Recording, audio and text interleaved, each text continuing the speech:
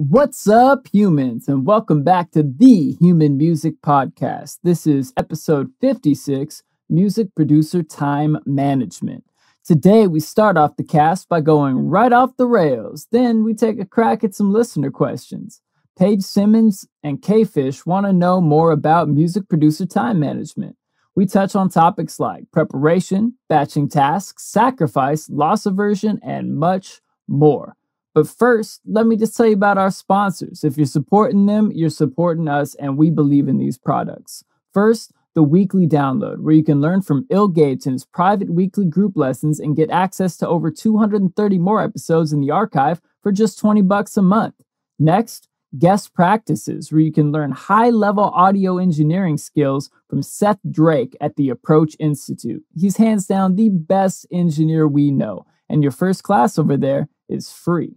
Finally, Gvngaroo Records music distribution, where you can get unlimited uploads for under $10. Distribute your tunes to all the goons at all the streaming services for just $9.99 a year, folks. All right, without further ado, let's get into the episode.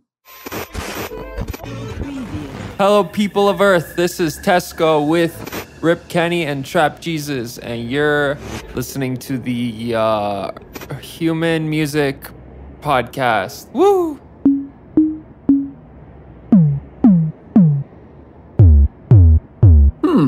Human Music Podcast. I like it.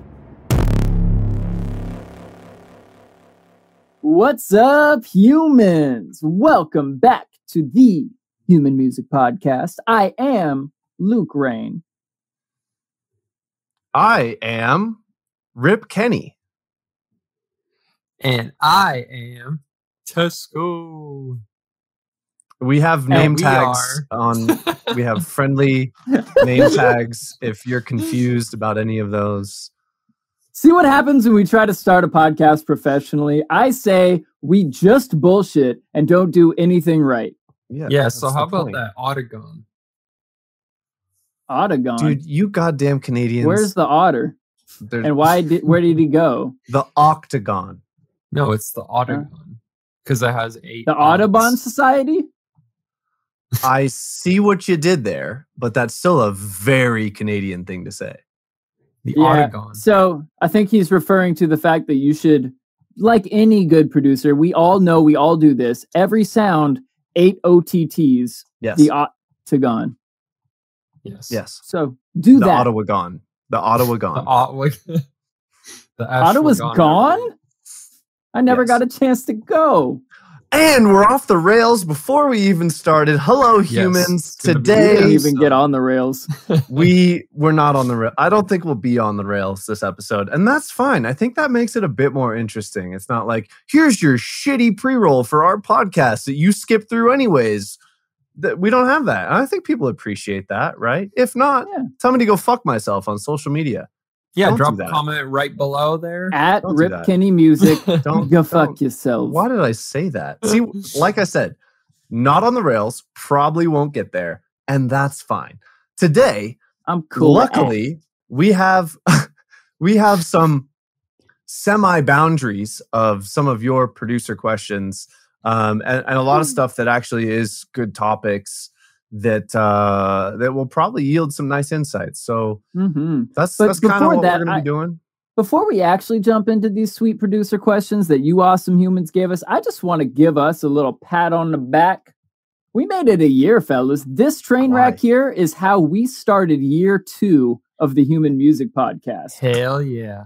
I mean, technically, the actual calendar year started last week with our part 2 of the Ill Gates podcast, but that's just because I didn't want to put out a 3-hour podcast for y'all. Yeah, I don't think you're welcome. Yeah, don't do that. It's a great podcast, but I'm super glad it's 2 episodes. Those stories. Yo, I mean, how do we close the year 1? Ill Gates lemon story. And if anybody didn't go hear that, what is wrong with you? The lemons. When life gives you lemons, run. They belong to a fucking crazy guy. Dude, and I'm going to sneak preview this story. If you haven't heard it, this guy, he pulls down his pants at some point in this story. And embarrasses He's a himself. crazy guy. Bill Gates Yeah, no, kept his not pants our on guest for the does whole not story. he does not pull down his pants. We want to make that very clear in for the coming story, defamation lawsuit. the antagonist pulls down his pants to reveal a very embarrassing thing. That's your cliffhanger. Remaining off the rails. That's how it's going to go. Yes, indeed. But yeah, listener questions also exist. And that's what we're doing today. Yeah, thanks everybody for your support and for submitting stuff and, supporting us on this year-long journey now. Shout out to all of y'all. Yeah, keep dropping questions in our comment section on YouTube or @ing us on the socials of the media. Don't expect, I hope they're not like really urgent questions, because some of these were from like weeks and or months ago. If your question is urgent, interviewing people instead of getting to these questions. Yeah, if your question is urgent, just hang up and dial 911. Yeah, please. Producer 911. Or like hop on that whole Producer Dojo Max thing where you can get a monthly lesson and unlimited track feedback. Great places to get urgent things covered that don't involve waiting months and then however many weeks from the time we record to the time we release the episode. Yeah. So thank you to everybody who submitted a question, and sorry it took so long. Yeah, and one last thing for everybody listening. If you are in a place right now where you can take a second to hit that like or, whatever on whatever platform you're on, we would all greatly appreciate you. And if we've helped you out and leveled up your producing, if you want to tell a friend and get them in the community too, that'd be awesome. We're going to take over this year. Amen. And if you want to see Tesco make out with this microphone, I highly recommend subscribing to our YouTube, youtube.com/The Human Music Podcast. We are at The Human Music Podcast everywhere but Twitter, where we are at Human Music Pod. Because it's short enough. Oh, yeah. Okay, we got to get on rails. 6 minutes deep here, and we haven't said anything of substance. So we want to give our first big shout out to a pair of awesome producers that ask questions, Paige Simmons and K-Fish, who both ask questions about time management. Paige Simmons is going back to school, or maybe currently in school. I didn't get the whole story because this is secondhand information I got from Tesco. But Paige Simmons is going to have these college classes and wants to keep up a good schedule as a producer. So I was wondering, what are some ways to manage the time around the classes, get more done with less time? And K-Fish is asking if there's, do we have dedicated writing days? And do we do shorter sessions at night that cover specific things that are scheduled? Is it always changing depending on the week? And, we can dive a lot into this. I'm sure this will be a third of the podcast right here based on our previous answers to questions like this. So who wants to jump in and take it away? Yeah, I'll take a crack at it here. Good. I mean, I think a lot of the stuff we've talked about previously, and, I want to echo just some of that and maybe just share some personal experience and show, excuse me, show He's got the Rona. How I did that. Yeah, definitely not. And yeah, because I definitely remember, being in high school, going to university, studying, trying to fit that shit in. And, the biggest thing that's helped me is batching, like we've talked about previously. And I think you can be creative with how you end up doing this. It just comes down to identifying what kind of music are you making? What do you like to hear within music? And then identify, the ingredients of what goes into a song. So if you have one day a week that you can write, all of your other sessions should be spent preparing for that one day and generating parts for yourself, right? So instead of struggling through a track and having to roll with your first option for everything, if you are, anticipating a writing day, this coming weekend. And, you could fit a couple, half hour sessions here or there.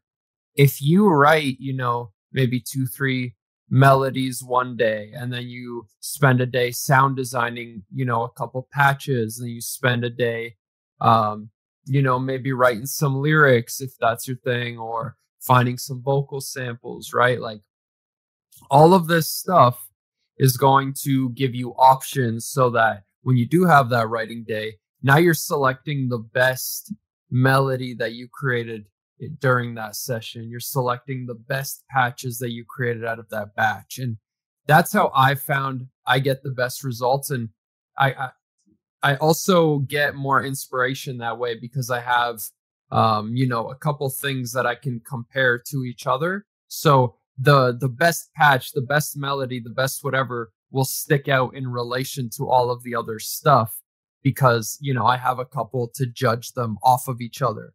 So, I just find that way you start the track with a very solid foundation. And then when it's writing time, you don't necessarily need to get bummed out about why can't I come up with this chord progression right now? Or why is this bass patch not slapping how I want it to or whatever? So yeah, take some pressure off yourself and, just try to set realistic goals for that day, whether you're limited on time or whether you're just mentally exhausted.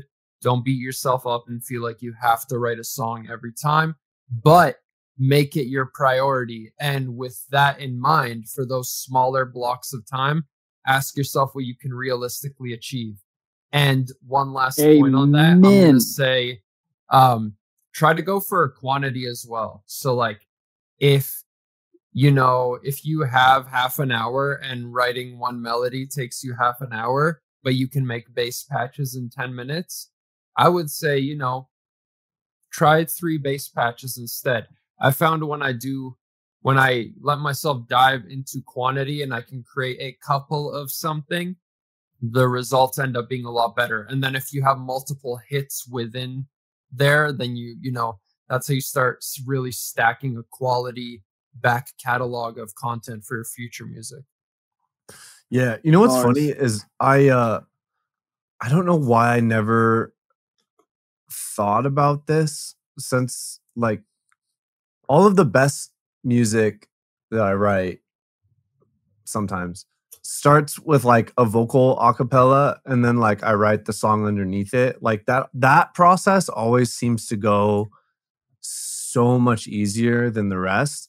And I've like nighttime sessions, I've spent so many writing chords, so many writing guitar riffs and guitar chords or starting places. And I've never just written lyrics and sung something that I was happy with that I would then use to start a song. Like, duh. That is such, like, even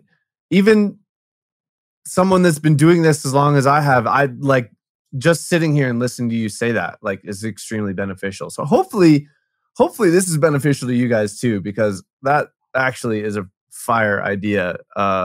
Make yourself your own, like write some simple chords, like write very simple chords, and then spend your time writing a really good vocal melody or whatever. Even if you like replace it with someone else's vocal later, like starting with a vocal is such a rewarding and it's the genesis of the meaning of the song, right? So it's like a really good place to start.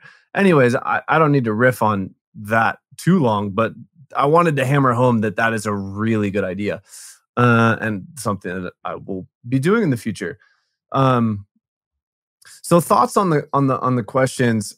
I want to start with talking to Paige about how important, not important, but like the opportunity that you have going into college and working on music. It's the first time, at least for me, it was the first time that I was able to like schedule all of my time for myself and figure that out. Like I didn't start making music until my junior year of college, but the time management and like figuring out the times of day that like actually I was the most productive was a really important thing that I learned in that college environment. And so what I would recommend is like experiment with like what times you're the most productive. It could be for studying, it could be for music.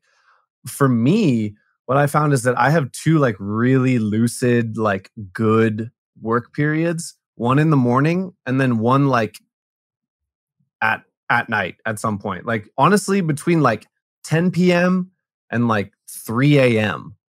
was like my best, like studying, music making, like everything time period. Like that's just my human's circadian rhythm. Like those are the times that I can really hammer on stuff, and figuring out that out so that you can leverage it when your schedule is completely up to you. Like you can pick your classes to start at noon or later. Like try your first trimester or semester, whatever your college does, like pick a schedule, try that, see if it works for those 4 or 5 months, pick another one, see if that works. You know, sometimes you're pigeonholed into taking an 8 a.m. class or whatever, but then like lean into that, right? Like going to bed at 10 and waking up at 6. Like, does that work better for you to be the most productive? Or, you know, going to bed at 3 a.m. and waking up at 10 or 11. Like, does that yield better, more productive hours for you to work on the things that you care about? That's a really important thing to figure out. And it's impossible to do when you have something like a 9 to 5 that has just set your schedule for you, right? So use that ability to experiment with your own personal schedule to its fullest. It's important. It's an important thing to figure out. Now, as far as like time management for production goes, there are so many ways to approach this, but I think there is one constant, right? You, like my co-hosts and I have talked about many times, is having preparatory sessions and then writing sessions. But then also what I found is that it sounds really stupid, but like following the dopamine, like what am I excited to work on right now? Like sometimes I'm really excited to work on, actually probably more often than not, I'm excited to spend a nighttime session working on sound design. Like, and those sessions where you are excited to work on that thing are going to be more fruitful because you're just deeper in the process, right? Like you're having fun doing it. Those are the ones that yield like the good results, right? If you feel like singing some ideas on that day, but you thought you were going to do sound design, like don't force yourself necessarily to do something that doesn't seem as interesting to you if they're interchangeable, right? If it's a nighttime session, anything preparatory will be beneficial. And if nothing sounds fun, organize your sample library. Like anything Amen. that is, and yeah, dude, I literally, it's probably like once every 4 to 6 months, I have to go in and like, okay, all the things that I've downloaded and whatever, like organize them back into a thing that I can use. And then I'm like, oh my God, all these things that I've been like, I need more of that. Like I already had them. They just weren't in the place that I look for them because they're not in my organized sample library. Like that is still really beneficial. So yeah, but then when you do go to write a song, I mean, I hammer on this podcast. So if you haven't heard me say this yet, listen up. When you go to write a song, you need to set aside an entire day. I'm talking morning until when that rough draft is done. And this is what works for me. Like, your mileage may vary, but for me, if I don't have a complete rough draft of all of the pieces that then I can massage into being sick later, or maybe the first thing that I tried for this specific element ended up being sick. Regardless, you have to have a full picture of what's going to be in that song and like what it's doing melodically and the structure and like the full rough draft, the full genesis of that song and that story needs to exist for you to return to later and take the fine tools and really massage it into place. I can't stress this enough, because this is the single thing that has made the biggest difference in my music. I'm like literally the biggest thing. Before, when I would work on music an hour at a time, it never felt like the cohesive journey that I wanted it to. It always felt like pieces put together that were individually cool, but it never really felt like the thing, right?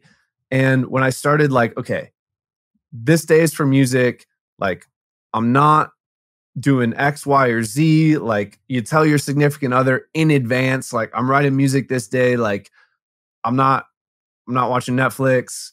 I'm not doing that. Like, it is hard to shut out everything else in your life, your phone included. And that's why it is so important to do, because today's society is not set up for you to be able to do that. And so turning off your phone, telling your significant other or whoever's in your life that matters to you in advance that you're doing this, and then setting yourself up to be able to have the mental bandwidth to only focus on this one thing on that day, it really yields huge dividends. And yeah, I mean, that's really the biggest thing for me. But also in those nighttime sessions, I found that, you know, like I said, following what feels exciting to you at the time is usually the best way to yield good results. And then couple that with having an entire day for writing. That's your recipe for success. One final thing to sprinkle on there. If I know that I have a write, like normally I'll have like, I try, before I was writing an album, I would have like a songwriting day or two, like every month, like, and that doesn't sound like a lot, because it's not, and it needs to be more than that, really. And now I've found that like one songwriting day a week has yielded like really great results for writing music. But when you do have a songwriting day and you know that it's gonna be like Thursday, and you planned it, because you should have planned it, like you should have told everyone in your life that you're writing music this Thursday, you're not doing anything else. Monday, Tuesday, and Wednesday, like Tesco said, take that half hour and like try and come up with a place to start. All the best music I've ever written, I had a place to start when I woke up to work on that piece of music, whether it be chords, a vocal for a remix, whatever. Like, I had a place to start when I sat down at the computer that morning and ran with it. So I can't stress the importance of that enough either, but Tesco kind of already talked about it. So yeah, I just want to put I want to put an exclamation point, an underline, a bold, and an italics on that shit. Like, having something ready for your session is huge, and planning a time for the session. Like, for example, I just had a really good session with Shoes last night where we wrote a song, and we didn't have a lot of time to do it because you know, I had a meeting with these fine gentlemen about some off-camera shit, and then he had an early night, but we wanted to get the session in because it was his last session that we were going to have before he moves home to Boise. Shouts out Shoes, safe travels, buddy. We'll miss you in Seattle. But absolutely. But it was really cool because I did have, like, between work and our meeting, I had like 30 minutes, and I decided to use that time to just bang out some melodies. And I came up with like 4 ideas, and 2 of them worked really well together, and the other 2 were kind of meh. But it was like literally the 3rd and 4th ideas fit together and worked really well. It was a bass line and a melody that I was like, ooh, this feels like an intro. So now we've got a key, a tempo, a timbre, like this feeling. And I when he showed up, I pressed play on this idea. He was like, ooh, what if we grab this? And what if we do that? And what if we grab, you know, a little vocal chop here, and ooh, this kind of drums? And it just sparked us. And then we just went through the whole first draft process of the song and got an entire first draft written, even though we only had like 3.5 hours to do it. Dang. And it just flew. But, you know, if we had started like, I don't know, what do you want to start with? And started dicking around with patches and seeing which instrument, like that would have probably taken, 30 minutes or an hour or more. And, you know, with that, we just got to grab the one thing, the two things that work together, but the one idea I had was like, okay, cool. That's what the intro sounds like. Here's some drums. Here's a vocal chop. Oh, and that's how we turned it into a buildup. And then boom, we can move on to the drop. So like, it was like, 20, 30 minutes. Our intro was ready after he got there. And that's amazing. Just an anecdote from my real life to illustrate the point these two fine gentlemen just made is like, use your prep sessions to be ready for your writing session, whether that's solo or with a collaborator, but having something to show up so you're not looking at that dreaded, completely blank slate, that blank DAW where you're like, oh, fuck, the possibilities are endless, so I don't know where to start. And, I had 30 minutes between things that I was like, well, I can't actually get a lot done here, but if my goal is write a few melodies, I can definitely get that done in 30 minutes. Yeah. So I used the time that I had to do something I knew I could finish, even though my finished product was, by definition, an unfinished product. My goal was make a seed, a spark that I can run with later, and it worked great. I want to touch on a quick little anecdote to that as well. One thing that I've found that to the opposite screws up a writing session when you sit down to write with someone, and no, it doesn't always work like this, but I've found more often than not, if someone shows up and they're like, I want to make a song like X, like this artist or like this song specifically they have in mind, you end up spending the first half an hour trying to recreate some of the stuff that they did, failing because probably what they made was not intentional to start with either. They were just trying to make something cool. And then you end up having this weird, you're referencing what they did, but you're also trying to do something different. And then it never goes quite right. So when you sit down to write, especially with a collaborator, don't try and pigeonhole yourself into thing X or thing Y. Just sit down and hopefully start with a spark that you've made or something else that you find intriguing, and go from there and see where it takes you, rather than trying to force yourself into a pigeonhole, because you're just always going to end up unsatisfied. Yeah. Taking inspiration is great, but there's the disease of the supposed to sets in. Yeah. Where you're like, exactly. Oh, but we were supposed to make something over we were supposed to make down tempo and now it's house. And you're like, yeah, but listen to this bass line. It wouldn't sound right at 90. It sounds great at 120. Shut up and let's move with this inspiration. Like Alexander was saying a few weeks ago, happy accidents. Mm-hmm. Run with them. It's ego to be like, nah, I got to do this thing I thought of, as opposed to being like, wow, the universe just gave me a gift of an inspiration I wasn't expecting, and I'm going to run with it. I'm going to say thank you and pick up this jewel that just fell at my feet. And try not to get addicted to it.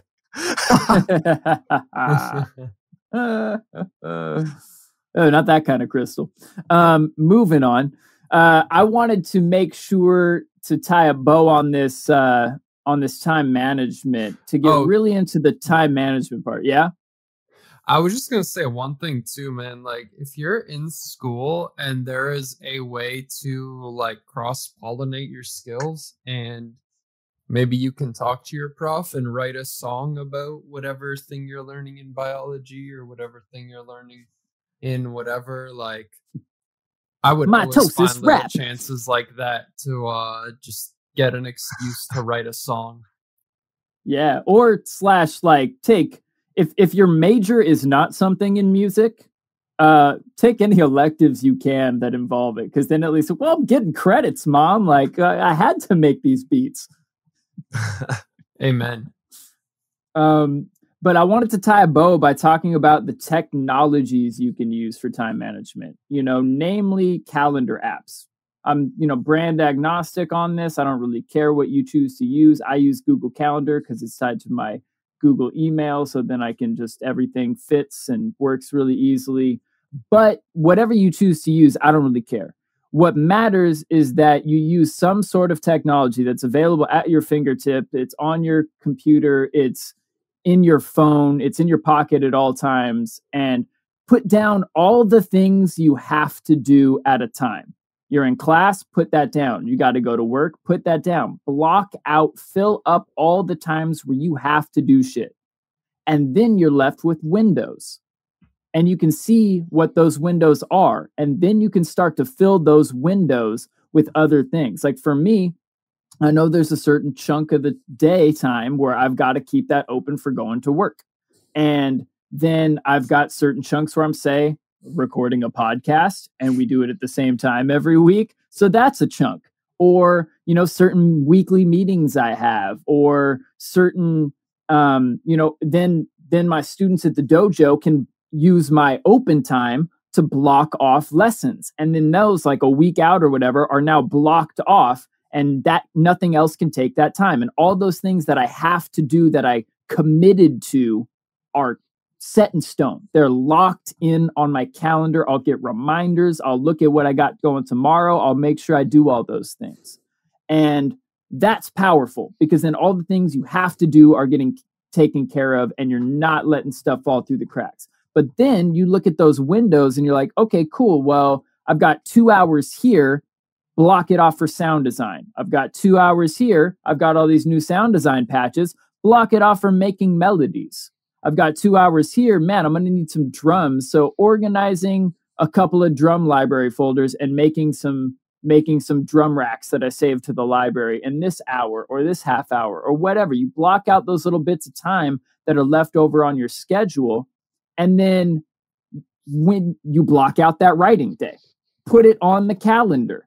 You know, similarly, like I've got days where I'm like, you know what? I'm not going to take lessons, and I'm not going to do a bunch of studio stuff, because I told my girlfriend I would hang out with her all day Saturday or whatever. And so I block off time with the lady on the calendar. Take it from the morning to midnight and just whoop. All right, nobody can take that time for anything else because I put it there. And then you're left with smaller windows. And what I do for those is I have a to-do list. I got this gangster little producer dojo notebook that I got. Oh. And it is the perfect size. On each line, I can write one thing that I got to find a window for. So whether that's like do a sound design sesh, go watch that tutorial that I've been meaning to check out, do social media stuff. Here's a big one that we've talked about: the prep sessions and the writing sessions, song editing sessions, where you have listened to the song, figured out some things that you want to fix about it, write yourself a checklist, go back into the DAW, or say, hey, maybe you're a Dojo Max or Class of 808 member and you've got unlimited track feedback. I know I use the hell out of that section.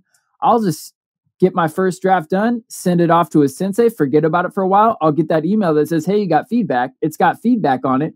Now I notice that email come in. I write that song's editing session on my to-do list.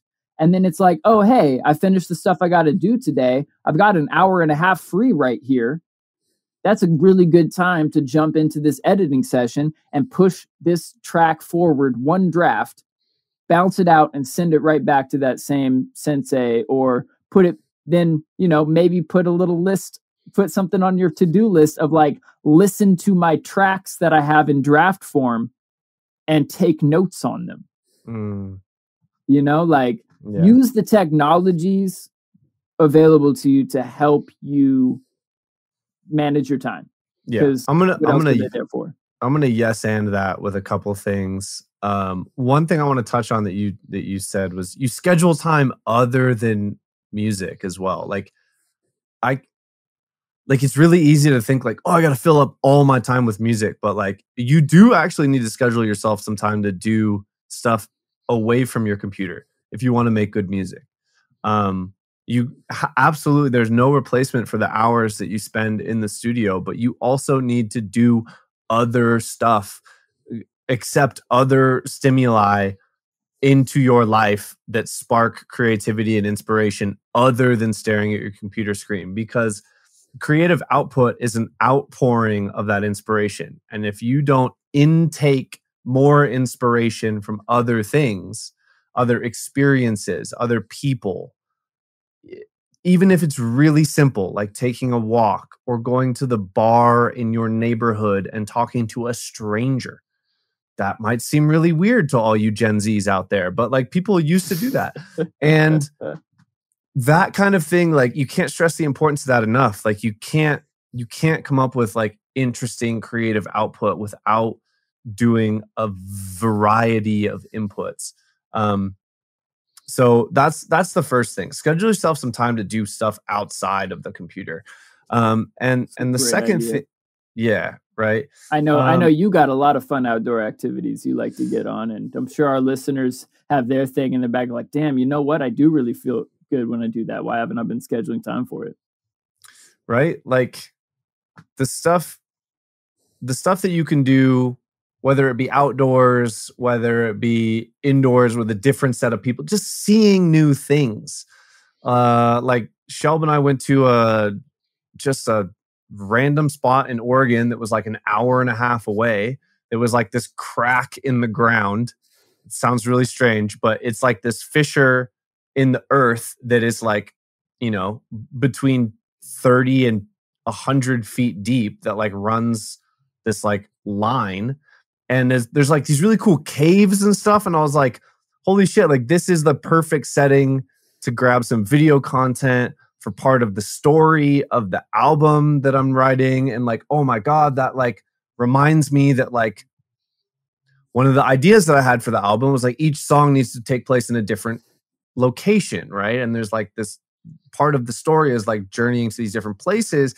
And so I need to storyboard the locations for each song and then see what video content I have to fit all of these and see where my holes are. Like that kind of like conception and completing the thought of that thing never would have happened if, and albeit on Saturday, I didn't want to do anything. Like Shelb dragged me out of the house to this spot. And it's so funny. When we got there, I was dragging her around. I was like, this is so sick. Like I got to take a video of this and I'm going to climb down this hole. This is tight. Like it sounds cracking.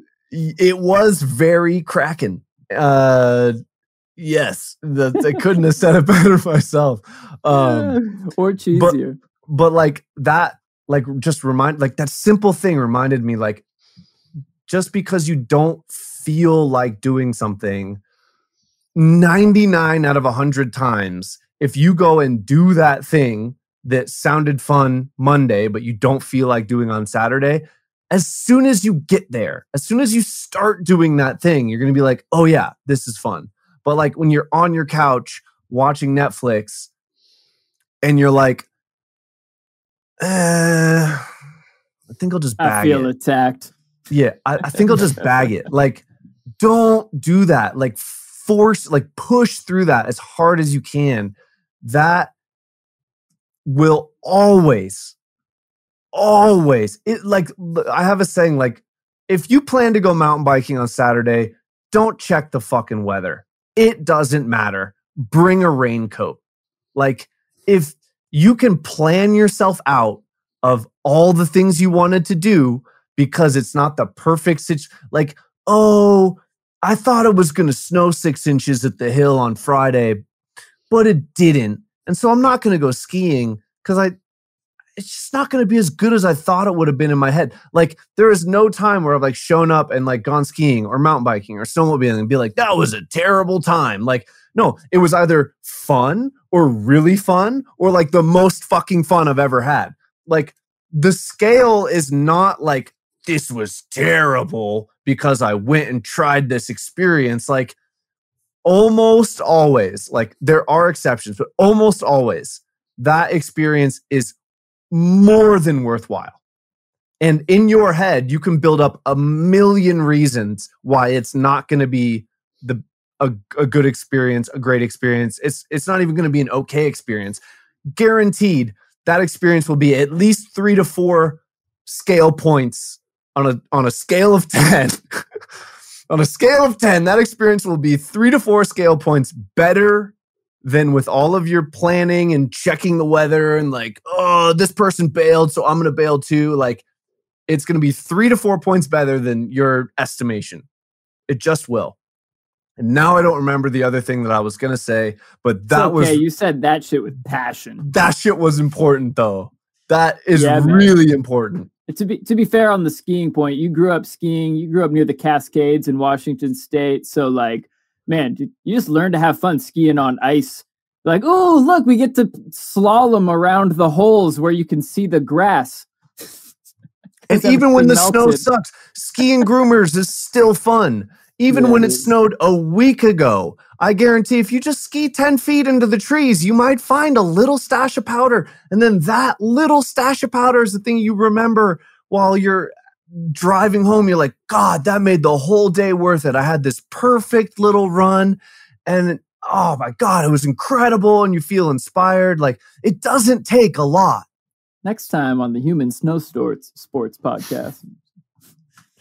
Yeah, make sure you go. I like that you said that. It doesn't take a lot to get inspired. And, given that even when you're writing, like, everything you write is basically like a remix of all your musical knowledge and ideas, but also a lot of that's just inspired by, life experiences and stuff. And yeah, if you prepare yourself and you have everything set up for those moments. What's that saying? Like, chance favors the prepared or something like that. Fortune favors the bold. Something about, being prepared. I think lucky. Like, luck is where opportunity meets preparedness. There it is. Something like that. Yeah. And it's I don't know how they say it in Canada. That captures the essence. That captures the essence.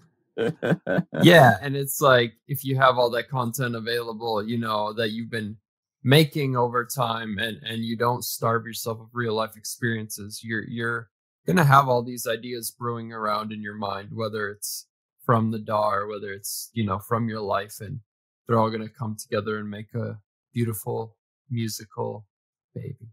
Exactly. Yeah. I remember what I was gonna say before the second thing. Oh, good. So you might not know this, but Luke is actually someone that I hold in a very high esteem for scheduling, getting things done, holding himself to that calendar event. Like, if that event is on his calendar, he is working on that song. And I don't want to say I'm a piece of shit, but in that category, sometimes I am.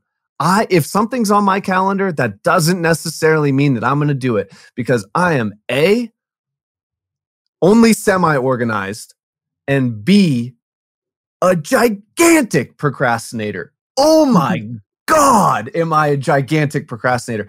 Like, if I think something is going to take perfect example. In college, I was like, this is a big midterm. I need 4 days to study for it. The first of those 4, I'm like, oh, but there's this party tonight. Like, I'm definitely going to that. Like, I only need 3 days. And then the next night, I go to the library. I'm like, okay, I only got 3 days. Like, I really got to buckle down. And then I get to the library. I open up the book. I flip through some stuff. I'm looking at my notes. I'm like, I did the homework. I think I only need 2 days, and I'll work on music the entire night. And then I'll show up to the library the next night and be like, okay, now I actually got to study.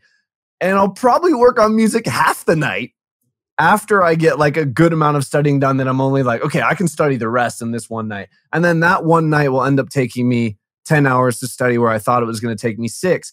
But the way that my brain works, that pushing everything to the point where I have to focus on it makes it so that those hours that I do spend on that last night before the test studying, those are like actually super productive, super hyper-focused hours that, I also got the hours before working on music, and objectively it worked for me. I don't know if anyone out there, has had experience with this. Maybe when you procrastinate, you get an F, and don't follow my advice then.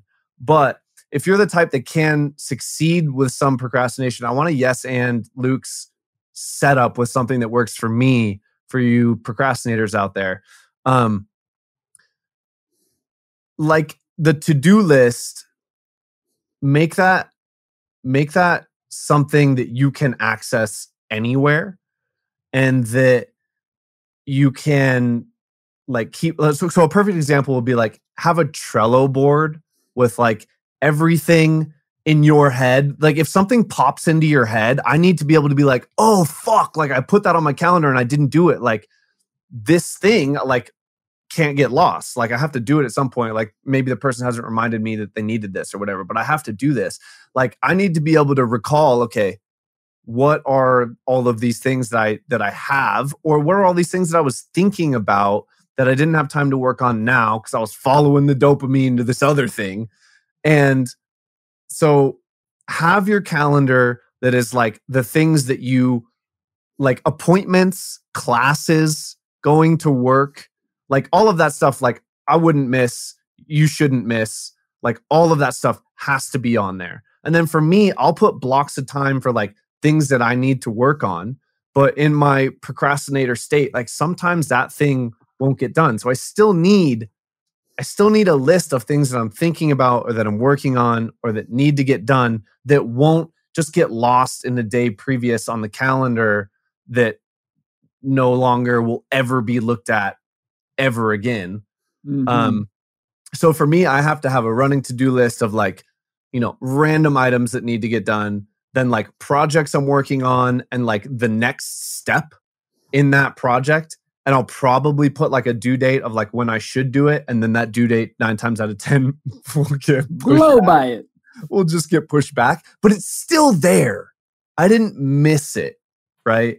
And so it's a lot more amorphous because I don't have as much willpower as Luke to just sit down and do the thing if I put it on my calendar.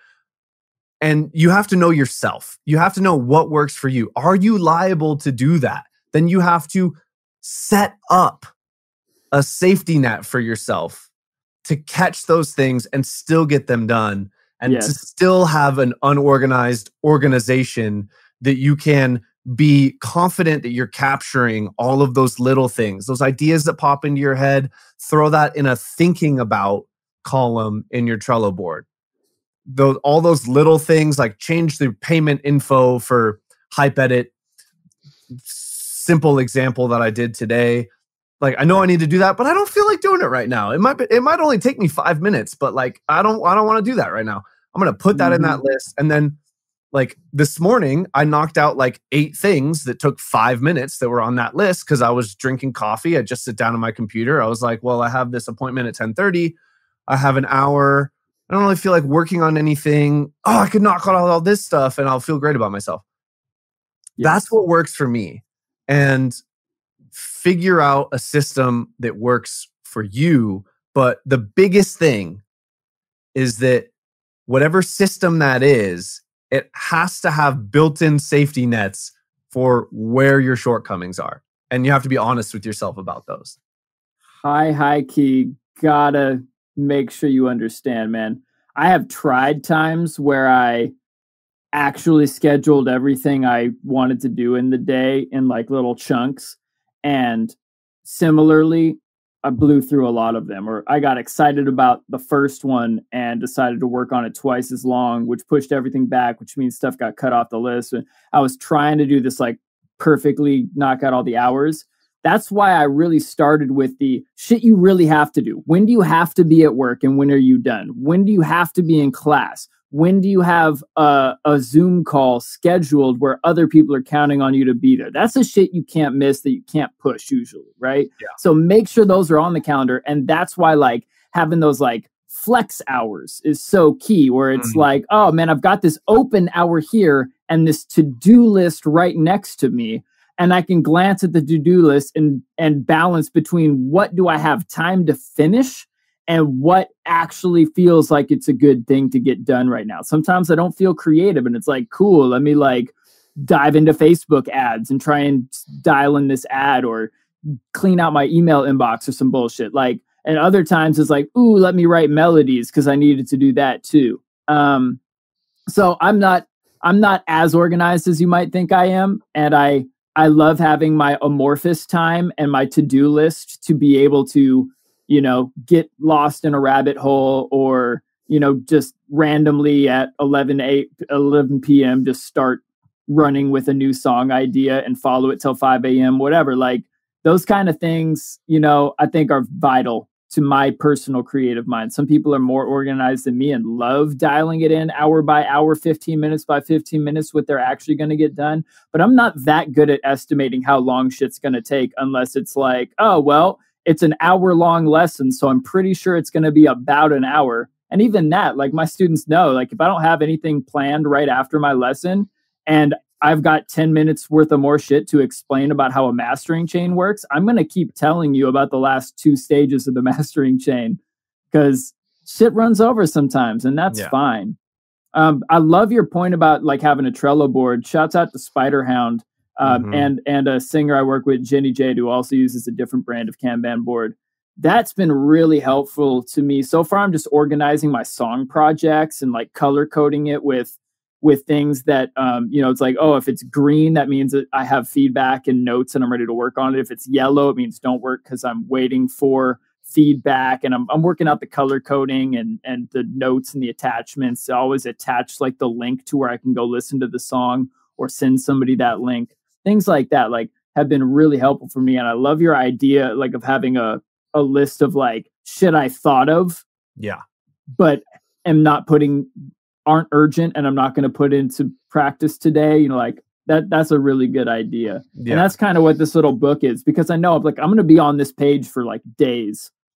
And, you know, if I get too far ahead, I got to go check off the shit on the last page. That is the exact reason that a to-do list in front of me, if I have stuff that I have to do that day, like writing it on the book that's in front of me, like, is really helpful. And that's why I still have a book in front of me, but I cannot guarantee that page will be left on that page, because I might have another idea and I'll flip and I'll be like, oh, I already doodled something for my journal on this one. And then, okay, here's a song lyric. And then, okay, so let me get to this next one. And then I'm writing the idea that I had, or the, you know, whatever it may be.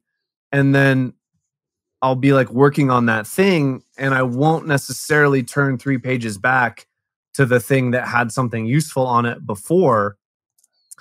And what I realized, we're always improving on this process. And I love that this is a topic that always comes back around. Like, people are always interested in time management as a producer, because it is a skill that takes a lot of time to build. There's a lot of facets to it.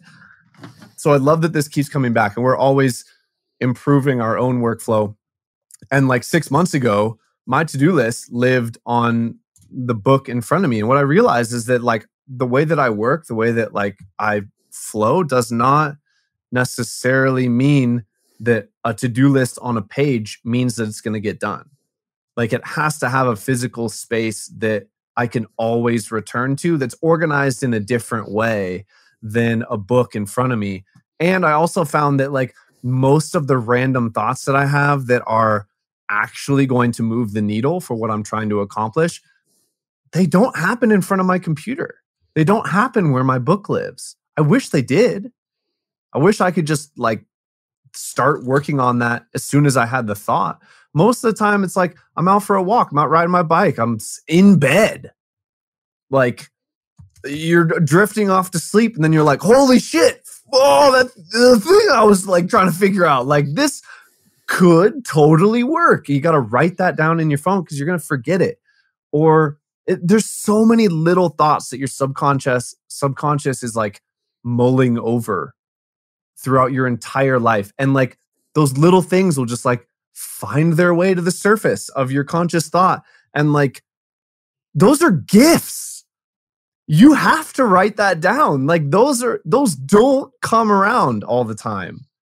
And if you don't have a way to capture those, you're missing out on your brain's processing power that it's trying to gift you. Like, you have to have a way to capture that will lead to something in the future. Another way that I used to do it, if you don't have a Trello board right now or whatever, like you're procrastinating about getting one, or your calendar app you think is going to capture it, but it's not, write yourself an email and don't click it off read until that thing has been acted on or put into process in a way that you're going to return to it. That is something that has worked for me in the past. I found that Trello is a way better, way more foolproof way to do this. But if you're looking for a quick fix and you don't have Trello, or you're just being lazy and you don't have one, like, write yourself an email and that'll do the trick for now. Mm-hmm. Tesco, you got any thoughts on this? I know we've been talking a lot for a hot minute. Dude, you were like, this is going to take a honestly. third of the podcast. And it's this is the entire podcast. So I've already completely resigned to that fact. Yeah, I think you guys killed it, man. I mean, calendar is huge part of my life. And then, I'm not currently using it as much because I've kind of fallen out of the habit, but something I keep thinking about getting back on, because I used it heavily for 2 years, which is Kanban Flow. It's basically the same kind of idea you guys were talking about. And you can color code stuff, make little to-do lists, descriptions, yada, yada. It's super great. You can make multiple boards, and I usually just split it by the songs that I have kind of in the pipeline, and then, my actual schedule of shit to do. Yeah. Totally. And one final tip, if you're looking to get into Trello, you don't have one. The board that I started with was made from an adaptation of the Getting Things Done philosophy. So basically what it looks like is there's a column for projects. Those are like long-term things that I'm working on. An inbox for thoughts or to-do list. I have two different ones. I have one that I'm thinking about, one that has to get done. And then I have a next actions for the projects, the long-term things. I have one that's waiting for. So it's like to-do list items that I can't do right now because I'm waiting for something. But like, if you just didn't have that, like, and that person forgot to send you that thing, or you never had another reminder pop up, you'd forget about. So a waiting for column, and then a done column. So you can move all the things that when you're done. And now when that done column is real long, it just starts to feel good. And then like a someday / maybe is another good one for like, just like projects that you want to do in the future, but you don't want to do now or don't have the time to do now. And it's more than just like a thinking about. It's like I want to do this, but not right now. And so that's just like a quick little detailed view about what that actually looks like. There is a GTD, Getting Things Done. It's from some author that like figured out this way for people like me who can't organize their thoughts for shit. It would help you. And so it's like just a standard Trello template. And so use that if you're interested in that philosophy. Yeah. And really to nail home something that's been pretty clear if you've been paying attention, but just to say it out loud, is try the shit we're suggesting, the shit other people are suggesting, see if it works for you, see if you can tweak it, see if it definitely does not work for you. Like, there's no right or wrong answer that we can give you for how your brain and your life work. We can give you a lot of suggestions, but it's really up to you to dive on this and start putting shit into practice. Do it for a few weeks, do it for a few months, tweak it, try different iterations of it, figure out, which things make sense and actually help you in your life, and which things are more annoying, or which things you had all good intentions of doing, but just found out over and over again you don't actually do. That's such a good point, because everyone has those things that they're like, I'm going to force myself to do this and it's going to be good for me. And every time you say that, you don't do it. Stop lying to yourself. That system is not working. You have to try something else and see if that works for you. Like, and you're not going to be perfect at everything, and that's okay. Like, you have to be honest with yourself about what you're able to do. Those things that you're like, I promised myself I'm going to do this, and then you didn't do it. You can't be like, oh, I promised myself and I haven't done it yet. I'm going to continue trying to do it this way because I promised myself. Like, no, it's not working. Like, one perfect example for me is still social media. Like, I still haven't figured out a way to consistently post and manage content, even with a scheduling app that I pay $19 a month for, that I have a all caps bold item on my Trello board. Use your social media scheduling app because you fucking pay for it, and I still don't. I don't have an answer for myself yet, but I know that it's something that I need to continue to try different things to see what works.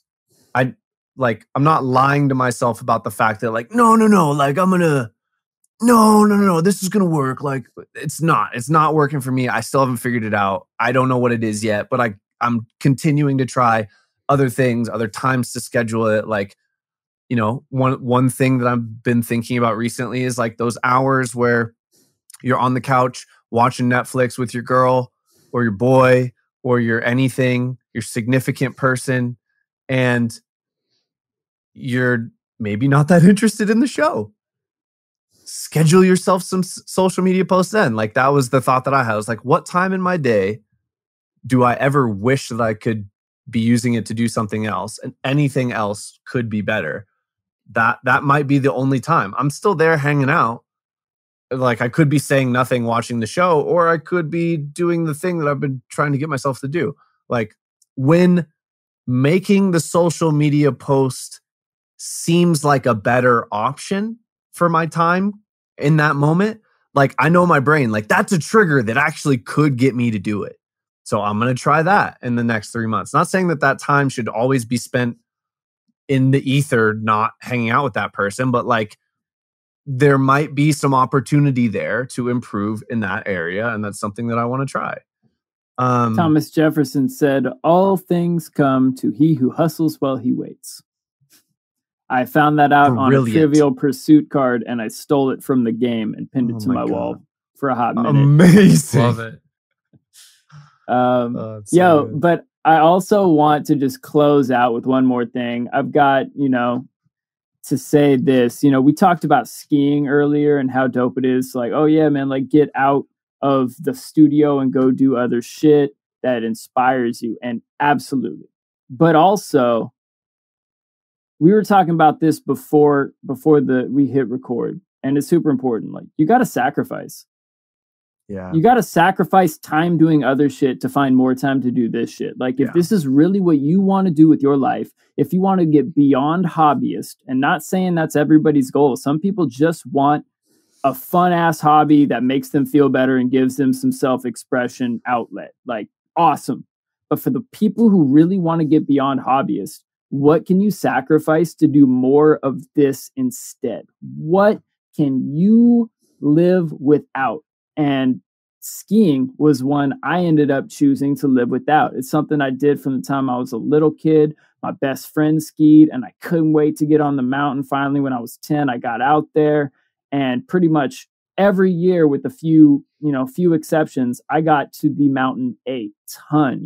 All of my summer job money, all of my odd jobs and allowance early on, and then working later on through high school and college, went to buying lift tickets and finding ways. Eventually got a job at the ski resort so I could get a free pass. Even though they paid shit, it would give me a free pass and I could ski as much as I wanted to. And then at a certain point, it dawned on me that music was way more important to me than skiing. And all of the time and energy and money I was putting to getting to a mountain and buying gas and buying lift tickets and buying expensive food on the mountain sometimes, like, what if I put that towards plane tickets and, hotels and Ubers and passes to go to music networking events where I could learn a bunch and meet the people whose industry I wanted to be in. And I decided to make that sacrifice of one thing I love for another thing I love. And I haven't skied in like 6 or 7 years or something. like someday I hope to get back to it, but I kind of told myself like, nah, like go start making a living off music and then buy a ski pass with music money. Do that instead, because you got to sacrifice some shit to get where you want to go. Hiking. And I think that also touches home on something we've said this podcast, which is like, you have to know what works for you. Like, that is a sacrifice that I am just absolutely not fucking willing to make. Like, I don't give a shit about plane tickets to ASCAP if my inspiration dries up because I wasn't able to get out in the mountains and do the things that for me as a person derive inspiration, then it's all for naught. And that's why you have to know yourself. Know what is an absolute have to, and then everything else is up for bid to how bad you want it. Mm-hmm.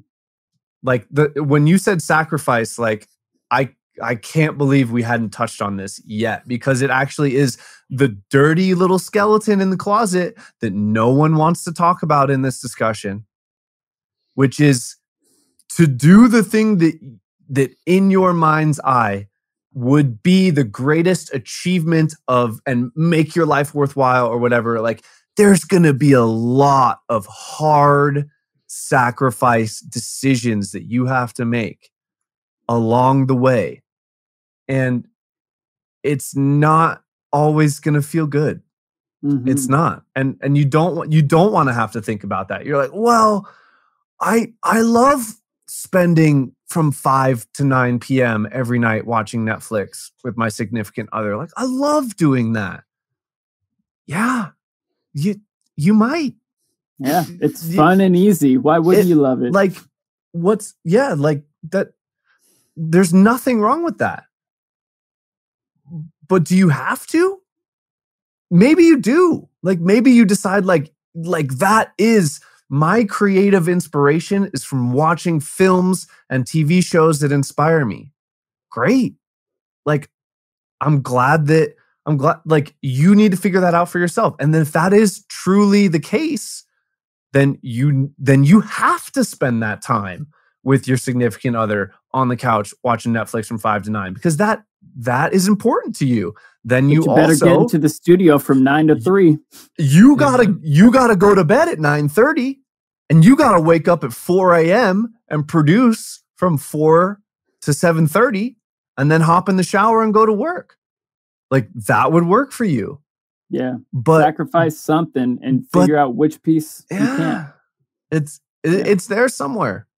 Like, what about, a lot of people love spending money at bars, going out. Oh yeah, after work, I'm going to go get happy hour and have a few drinks and then get dinner. And then that leads to the next bar. And then before you know it, you're drunk and it's 2 a.m. and you got to get up and do it again. And at a certain point, like, is that the hill you want to die on instead of being a music producer? Like, again, like, some people really get inspiration from going out and being with people, but like, something's got to give. If you want to add being a music producer to your life, something's got to go.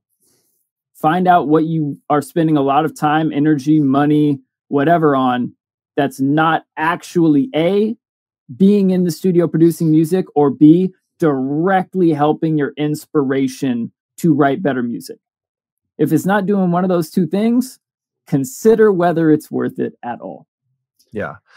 And I will add, just like, it doesn't have to be all or nothing. Like, if currently you spend from 5 to 9 on the couch watching Netflix because you feel it inspires you, but you want to make a positive change and you get home at 5 p.m., like, just tell your significant other that you always watch Netflix from 5 to 9, that you want from 5 to 6 to work on music every day, and drink a cup of coffee at 4:30 before you go home. So you don't get home and like, oh, but I'm tired, I don't want to. Like, you have scheduled yourself that hour and you've made a positive change. Capitalize on it. And once that feels good, then you're going to be like, you know what? Monday from 5 to 9 in its entirety, I want to do music. And then 6 to 9 the rest of the week, we're going to watch Netflix.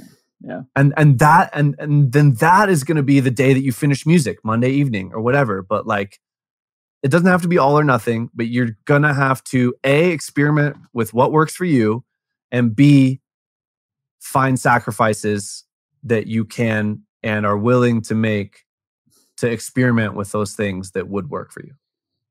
And organize your life with something like Trello. And then just calendar. one last cherry on top, loss aversion works. If you set up either, something informal with an accountability buddy who you owe $5 to every time you skip that hour of music, or something a little more technological like Stick, the website we use for Remix Your Life at the dojo, where I just set up that every day I had to do a yoga and write in my journal and not binge on Netflix before I went to sleep and not smoke weed. And if I didn't do one of those things, I lost $5. So it'd be like, oh shit, like I got to do a quick workout, even though it's 5 a.m. and I really want to go to sleep. I got to do a workout and then write in my journal. And I'm going to be up for another 40 minutes because I decided to push this shit back till 5 a.m. I could have done this first thing when I woke up, but I didn't. But I wrote in my journal every day this year, and I've worked out almost all those days, and only slipped on that don't binge Netflix late at night. And there's a couple of those days where I was just laying there. I was like, I'm tired, but I'm not going to bed, and I'm not going to stop binge watching Star Trek: The Next Generation. And it's worth $5 to me right now. And you're welcome, Bill Gates, for making you the benefactor of my $5. I hope you do something fun with that money. I know I had fun watching Star Trek, so it is what it is. But loss aversion works. Find a way to make not doing the thing a little bit more painful than doing the thing. Amen. Sounds like we can wrap it up, though, huh? That's a really good way to wrap it up. Yeah. Make it more painful to do the wrong thing. That's you need to anticipate, when you're fully mentally there and motivated, that you won't be possibly tomorrow or the day after, and prepare for those moments. So, guys, humans listening, turns out we've got more questions for a later episode. Send in more to be included, and we'll probably answer one for a whole hour plus. But I am Luke Rain or Trap Jesus. You can find me at Luke Rain Music or at What Would Trap Jesus Do all across the internet. What about you guys? Tell them how to find you. I'm also Trap Jesus. The real Trap. My name is Tesco, and you can find me at I am Tesco. I am Tesco for him.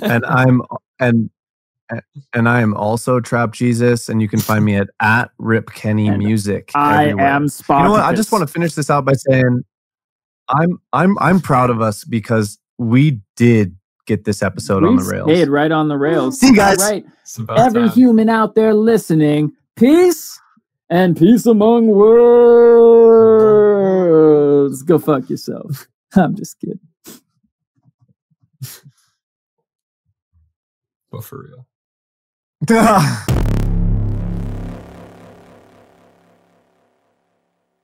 Thank you, humans, for being here with us for another episode. We appreciate you so much. Make sure you hit that subscribe button and, give us a like, give us a comment, give us a rating and review, and make sure we get out to more cool producers just like you. Now, just want to shout out our sponsors one more time. All these links are down below. They're all people that we do business with, that we use their products ourselves, and we highly recommend. First, the weekly download, where you can learn from Bill Gates and his private weekly group lessons, get access to over 230 more episodes for only $20 a month.